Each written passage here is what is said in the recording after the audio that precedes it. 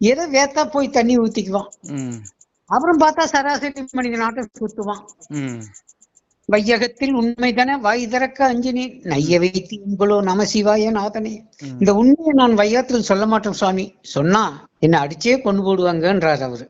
அத இங்கேயும் அப்படித்தான், என்னை சுத்தி எந்த உண்மையும் நான் சொல்றதே இல்லை. மக்களுக்காக என்னை இந்த யோகத்தை ஞானத்தை தேடக்கூடிய என் உயிர் ஆத்மாக்களுக்காக மட்டும்தான் இதை வாய் திறந்து சொல்லிட்டு இருக்காரு. மற்றபடி பாருங்க, நான் எதுவுமே பேசுறது இல்லை, ஒண்ணுமே தெரியாதவன்றதுதான் இருப்பேன். சில நேரங்கள் நானே நினைப்பேன், நமக்கு என்ன தெரியும், ஒண்ணுமே தெரியாது. ஒண்ணுமே தெரியாதுங்க உண்மையிலேயே. ஏன் ஒண்ணுமே தெரியாதுன்னா, எனக்கு இந்த உலகத்துல எப்படி வாழணும்னு தெரியல, மற்றவங்களோட எப்படி பேசணும்னு தெரியல, எப்படி நடந்துக்கணும்னு தெரியல. இந்த வாழ்க்கையில இவங்க என்னென்னமோ சாதிச்சுட்டு போறாங்க, எதையும் சாதிக்க முடியல. ஆனாலும் நான் நானாக இருப்பதில் பெருமிதம் கொள்ள முடியுதல்லவா, பேரானந்தம் கொள்ள முடியுதல்லவா. ஏன்னா என்ன பார்த்துட்டேன், வேற ஏதாவது என்ன பார்க்க முடியாது. ஆகவே இப்ப என்னன்னா இதுதாங்க, அருள் உள்ளார்க்கு அவ்வுலகம், பொருள் உள்ளார்க்கு இவ்வுலகம். எனக்கு அவ்வுலகமும் வேண்டாம் இவ்வுலகமும் வேண்டாம், நான் நானாக இருப்பதில் பெருமிதம் கொள்கிறேன், அவ்வளவுதாங்க. உண்மையில ஒரு பெரிய பாக்கியம். அந்த பாக்கிய நிலைய நம்ம தேடி வரக்கூடிய அன்பர்களுக்கு நம்ம கொடுக்குறோங்கிறது பெரிய சந்தோஷம். எனக்கு ரெண்டு விஷயம் பெரிய சந்தோஷங்க. ஒண்ணு, ஆன்மாவாகிய நான் பிரம்மங்கிறத அறிந்து கொண்டது பேரானந்தம்.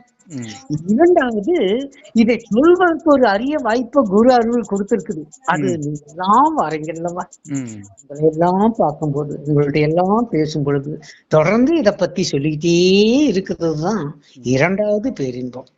இரண்டுமே ஒன்றுதான், இரண்டு இன்பங்கள் கிடையாது, இரண்டுமே ஒன்றுதான்.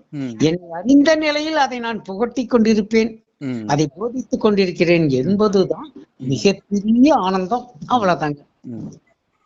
ஏன்னா இது வேதங்கள்ல கூட சொல்லப்பட்ட ஒரு விஷயம் என்னன்னா, என் சீடன் என்னை வெறுக்காது இருக்கட்டும், என்னை முழுமையாக ஏற்றுக்கொள்ளட்டும், நானும் அப்படியே அப்படிங்கிற ஒரு வார்த்தை வருது. அப்ப இந்த உண்மையா தன்னை ஏற்றுக்கொள்ளக்கூடிய ஒரு சீடர் கிடைப்பது துர்லபம். அப்படி ஒரு சீடர் கிடைத்து அவருடைய அன்பில் இந்த ஞானத்தை போதிக்கும் ஒரு உபதேசம், அந்த உபதேசத்தால் அவர் பெரும் உயர்நிலை. எவ்வளவு அற்புதம் பாருங்க. அதுதான் மாதம் ஒரு முறை நான் அங்க வரும்போதும் சரி, இங்க இருந்து மற்றவர்களுக்கு போதிக்கும் போதும் சரி, பேசும் போதும் சரி, யாருக்கு இதெல்லாம் கிட்டது. இப்ப பாருங்க, எத்தனை ஆயிரம் கோடி பேர் இருக்காங்க, எதையோ தேடி ஓடும் போது, ஐயா நீங்க இந்த யோகத்தை ஞானத்தை இந்த அற்புதமான பிரம்ம தத்துவத்தை அறிந்து கொள்வதில் எவ்வளவு ஆர்வமாக இருக்கீங்க. இதுதான்